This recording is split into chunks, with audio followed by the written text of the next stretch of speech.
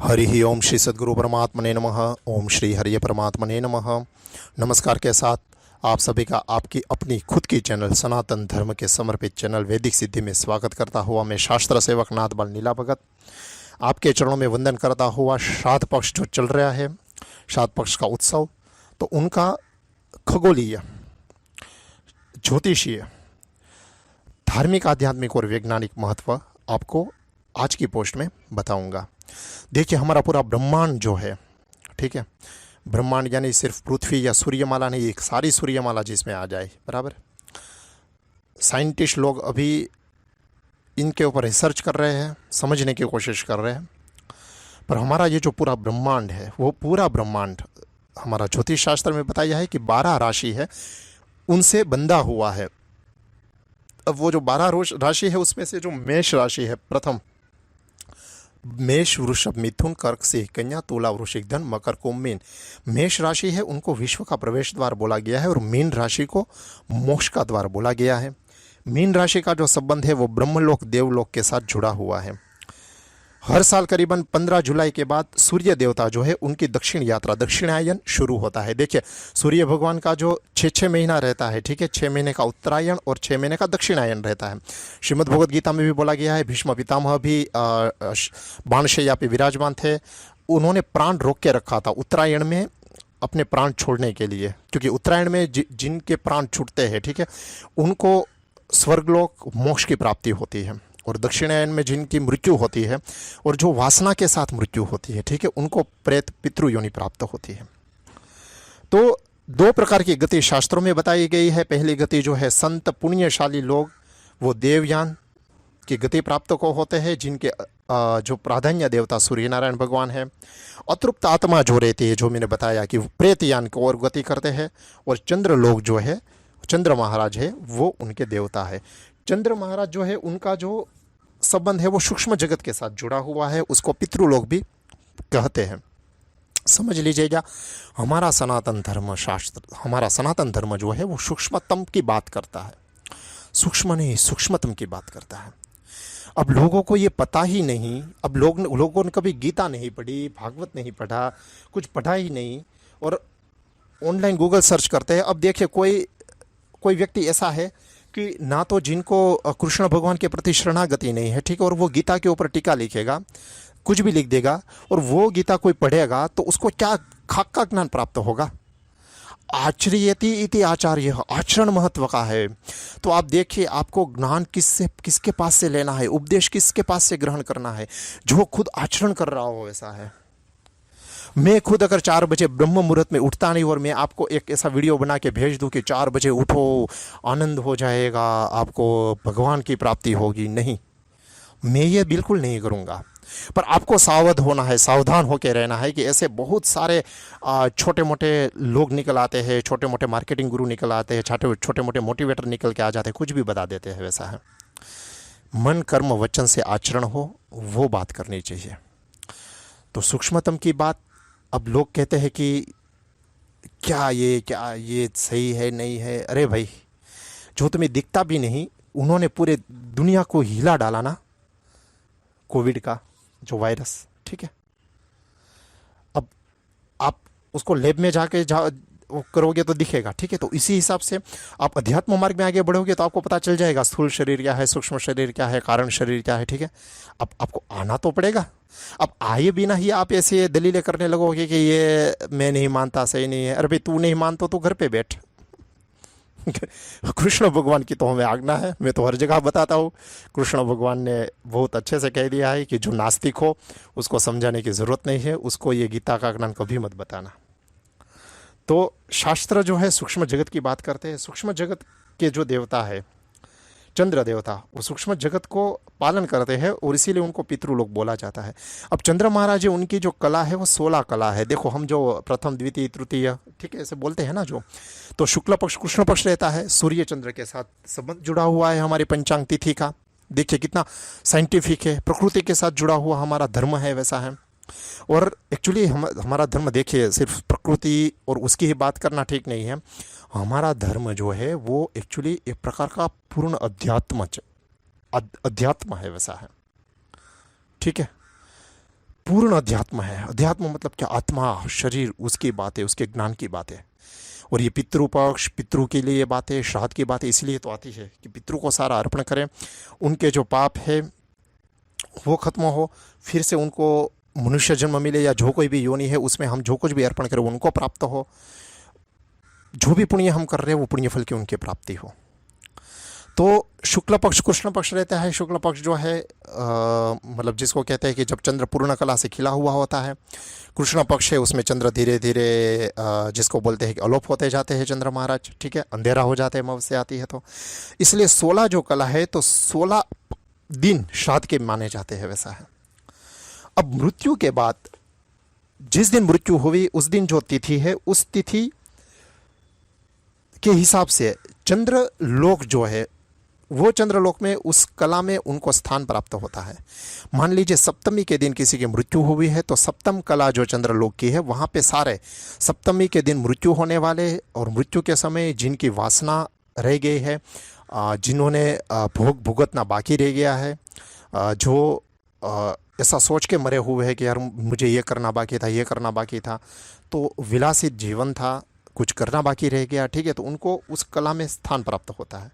अब देखिए जब सूर्य महाराज है वो कन्या राशि में प्रवेश करते हैं तब भाद्रपद शुक्ल पूर्णिमा आती है, ठीक है। वो अभी 11 सितंबर के आसपास थी, एग्जैक्ट डेट मुझे पता नहीं है, पर वो आके गई है। इसलिए अब ये श्राद्ध पक्ष जो है वो मतलब बड़े ही जिसको कहते हैं ना कि ये जो वैज्ञानिक तरीके से जिसको बोला जाए वो एकदम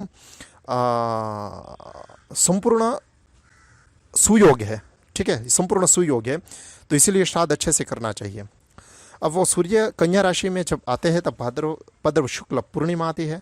इस समय चंद्रलोक में जो पितृ है उसको जागृत होते हैं वो, और चंद्र महाराज की जो है 15वीं कला है उनके द्वार खुल जाते हैं और उसी समय जो पितृ है वो चंद्र लोक से, पितृलोक से पृथ्वी की ओर गति करते हैं। हर साल ये होता है।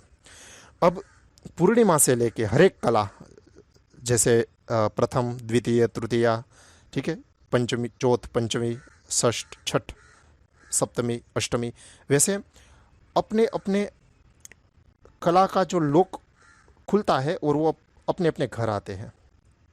अब चंद्र महाराज है, मेरे जैसे जो ज्योतिषी है जिनको ज्योतिष का ज्ञान है, बहुत सारे लोगों को पता भी होता है कि चंद्र का जो नंग पहनते हैं मोती सफ़ेद कलर का रहता है। शरद पूर्णिमा के दिन जो साकर शर्करा, ठीक है, जो शक्कर हम चंद्र महाराज को दिखाते हैं वो भी सफ़ेद कलर की होती है। चंद्र महाराज है उनका जो जिसको बोलते हैं ना कि सफ़ेद, वाइट, सफ़ेद चीज़ों के साथ, ठीक है, श्वेत चीज़ों के साथ उनका संबंध है। इसलिए दूध और खीर उनका बहुत ही महत्व है खाने का।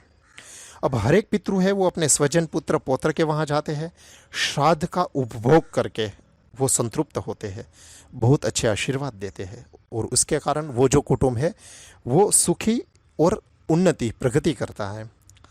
अब जहाँ पे श्राद्ध नहीं होता वहाँ पे अतृप्त अवस्था में पितृ जो है वो उदास और दुखी हो जाते हैं और उनका बहुत ही बुरा परिणाम कुटुंबीजनों को, सभी लोगों को भुगतना होता है। देखो ये फिर से एक साइंटिफिक बात आ गई, मैं आपको बताता हूँ कैसे, समझ लो।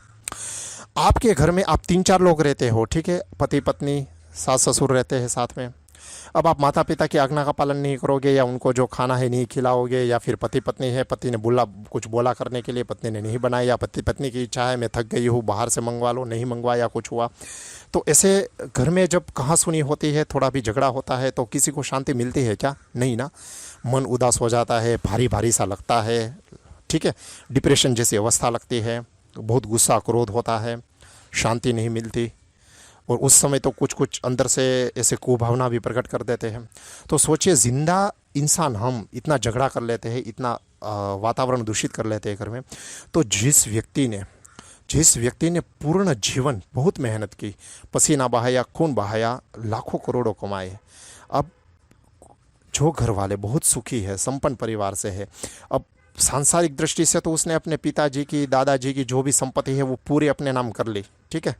आजकल तो न्यूज़पेपर में भी आता है, बड़े बड़े कोर्ट केसेस हो जाते हैं, सारी चीज़ें, तो ये सब खुशी खुशी संपत्ति ले लेते हैं, पर माता पिता की सेवा या सेवा करने की आई तो दूर हो जाते हैं, सेवा की तो बात ही छोड़ दो। तो अब सोचो कि आप एक छोटी सी इच्छा अपने बेटों की, बच्चों की पूर्ण नहीं करते, पति पत्नी की नहीं, पत्नी पति की नहीं करता, तो तुरंत मुंह चढ़ा के बैठ जाते हैं, झगड़ा होता है, क्रोध होता है, ठीक है। तो आप सोचो समझो कि आपने उनकी संपत्ति, माता पिता की, दादा की, ठीक है, उनकी संपत्ति आपने ले ली हेरेडिटरी, और फिर उन संपत्ति का शास्त्रों में 10% जो बोला गया है, ठीक है, वो आपने नहीं किया, ठीक है। किसी की मृत्यु होगी, उसके पीछे श्रीमद् भागवत कथा करनी होती है, वो आपने नहीं की, श्राद्ध नहीं कर रहे हैं। तो जो आत्मा, ठीक है, जो व्यक्ति आपके घर से गया है, अब उनको कितना दुख होगा। अब ऐसी आत्माएं जब आती है तब आप श्राद्ध भी नहीं करते उनके पीछे, तो बहुत दुखी होते हैं वो, और उनका जो परिणाम है वो कुटुंब को और जिन्होंने उनकी संपत्ति ली उनको बहुत भुगतना पड़ता है। अब देखो, जिस दिन उनकी मृत्यु हुई है उस तिथि पे श्राद्ध ना कर सके तो सर्वे पितृ अमावस्या बोलते हैं। अमावस्या का जो दिन रहता है भाद्रपद का, अब भाद्रपद माह का जो कृष्ण पक्ष है उसमें अमावस्या, ठीक है, अमावस्या की तिथि आती है तब आप कर सकते हैं। कोई तिथि आपको याद ना हो किस तिथि पे मृत्यु हुई है, या एक बार तिथि पे कर ले फिर से आप एकदम राजी खुशी आनंद से आप करना चाहो तो वो भी कर सकते हो। अमावस्या के दिन श्राद्ध करो, पूजा करो, ब्राह्मण देवता को बुलाओ, संकल्प करके कराओ। देखो, संकल्प बहुत ज़रूरी होता है, वैसा है। आजकल की न्यू जनरेशन ऐसा समझने लगती है कि यार ये किया नहीं किया क्या फ़र्क पड़ता है, क्या चलता है। अरे ऐसा नहीं है भाई, सूक्ष्मतम विज्ञान है। भुगतते हो तब पता चलता है। अब भुगतते हैं तो उनको लक्षण से पता भी नहीं चलता। वो कोई अच्छा सच्चा ज्योतिषी के पास जाए तब उसको पता चले, अच्छे सच्चे कोई ब्राह्मण देवता के पास जाए तब उसको पता चले, अच्छे सच्चे कोई संत महात्मा के पास जाए तब पता चले ना कि क्या है क्या नहीं। खुद शास्त्र पढ़ा नहीं हुआ होता, जो उनको ज्ञान दे रहे हैं उसने भी शास्त्र पढ़ा नहीं हुआ होता। कोई शास्त्र खोलेगा, पढ़ेगा, उनका आचरण करेगा, मनोमंथन करेगा, तब जाके तो उसको समझ में आएगा और दूसरों को समझा पाएगा।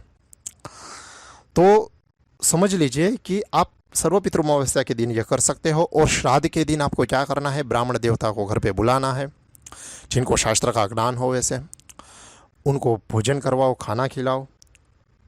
आपकी जो बहन बेटी है उनको बुलाओ, उनके जो बच्चे हैं, ठीक है, भांजे जो रहते हैं, ठीक है, बोला गया है 100 ब्राह्मण बराबर एक भांजा या भांजी, उनको खिलाओ। खिलाने के बाद अपनी शक्ति सामर्थ्य अनुसार उनको दक्षिणा दो। कौवे जो रहते हैं, काकभूषुंडी महाराज, कौवे को आप भोजन खिलाओ, गाय माता को भोजन खिलाओ, पशु पक्षी को भोजन खिलाओ, ठीक है। ऐसे करके पितरों को संतोष प्राप्ति करवाओ।